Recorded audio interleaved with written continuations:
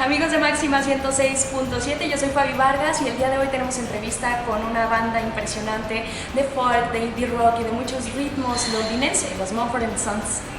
Well, amigos, estamos con Winston y con Marcus de Mumford Sons. Yo estoy muy contenta de platicar con ustedes. How are you guys?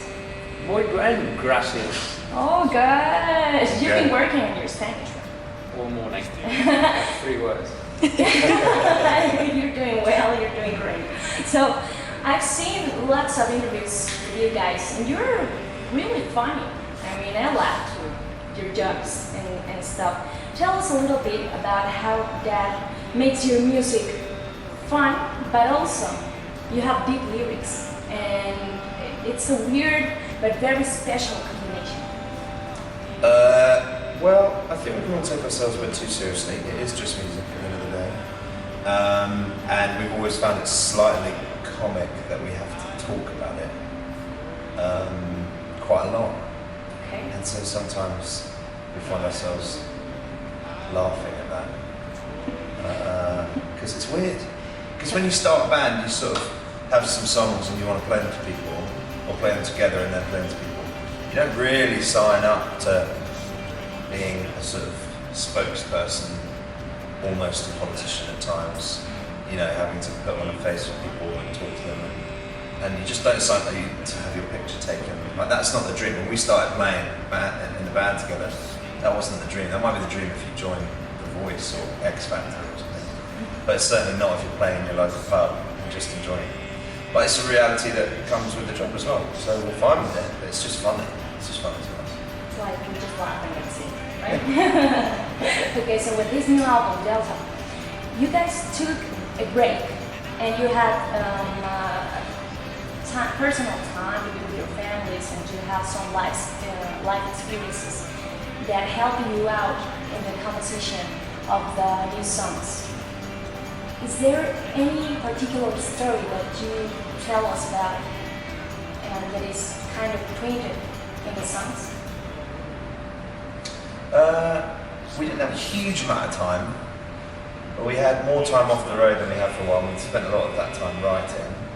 I think during that time, just because of the period of our lives that it was in, I experienced birth, not myself, but we and my wife and I had 2 kids, which is extraordinary. So I wrote quite a lot about that on the record.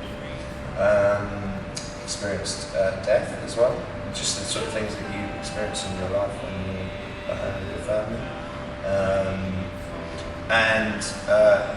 Those kind of both sides of the spectrum made their way into the songs just naturally because we write autobiographically, we write about our lives, and so yeah, they ended up being the songs. And you all write, you all make songs, you all do something for the band, and you have a special creative process to write your songs, and you even have games to write your songs. Can you tell us a little bit about it? Well, we did try games a while ago now. We would meet up and then split into different rooms and competitively but frantically try and come up with songs. And it didn't go very well, just telling it because we only did it one time. But I think we came back. I don't think I wrote a single song. I think Marcus wrote one brilliant song. We were supposed to write 10 songs. Ben wrote 10, and Ted wrote one about murder. So it was not a successful day, except for Ben. But you had fun. Kinda. Not really. Yeah, Marcus didn't have fun. So Marcus, you have a book club, and I did in about 2007. And you used, Not anymore. You used to work with it and read and try to improve the quality of your lyrics through the books and the things you read. Is there something special that you can recall about it? I think we've always used conversations, dreams, literature, things we watch to inspire our writing. I think everyone does. We've just talked about it more publicly than others. So I think we all enjoy reading. Winston's voracious reader, reads all the time.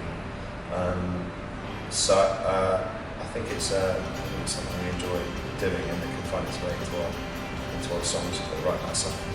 I don't particularly enjoy the writing process. I find it tiring.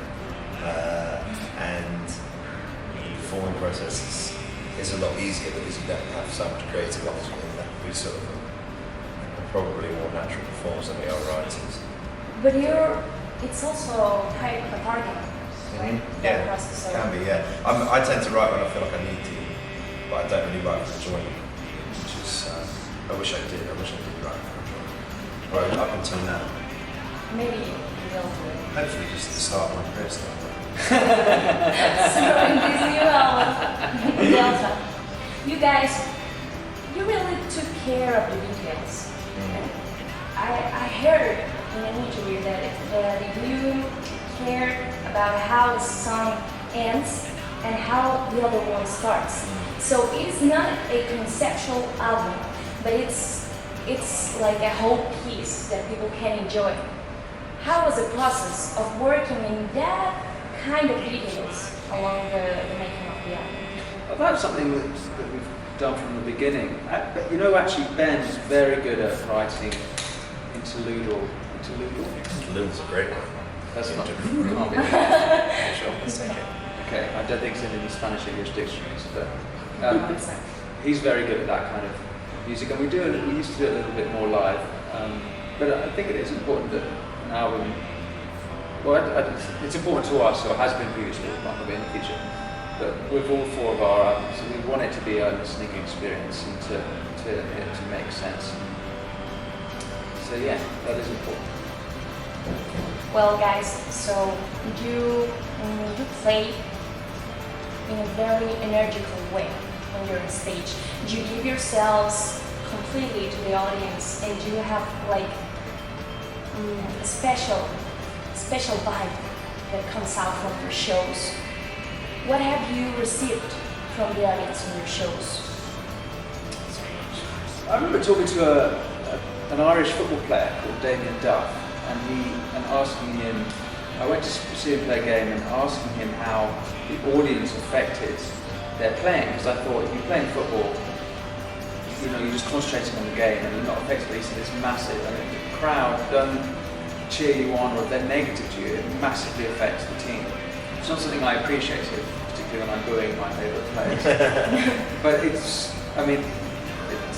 the same for us. I imagine I always thought it was more the case for us. We feed off the crowd massively, and if they give us energy, we give, it galvanizes us, and we give it back tenfold. So it makes a big difference to the show. Thanks a lot, guys. I really think you are a special band. We wish you lots of success. It's wonderful to be back in Mexico. Thanks a lot for joining us. Thank you. Thank you.